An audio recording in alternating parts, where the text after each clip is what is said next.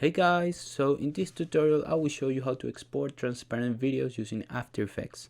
Okay, so let's start guys. So in my case I have this animation, and as you can see it's like a transition for videos.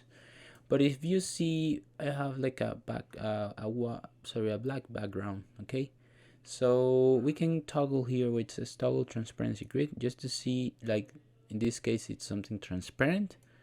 Okay, so after that you can see that in this case I don't have like any solid or background. So if you want to export this as a transparent video, it is very important to get rid of those layers that will not show the background itself. So in this case we're good to go.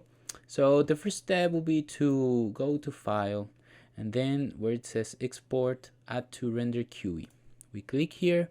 What it says output module, this is the important step here. We click here, but we need to change from H264 because that's MP4 and MP4 doesn't support any type of transparent video.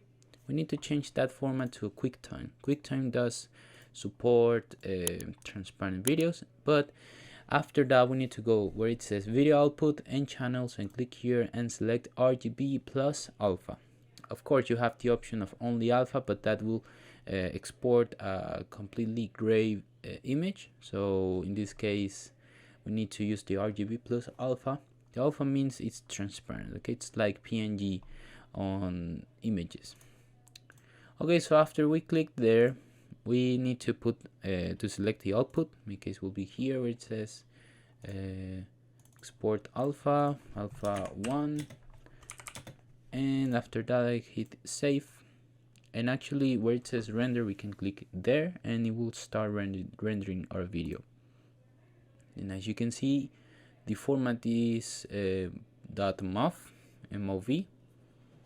So yeah, we need to wait for it to finish, but it's very simple guys. The tutorial is very simple. Okay, so after we hear that sound, it's completely ready. And even we can try to re-export or import the video on the composition. So let's go.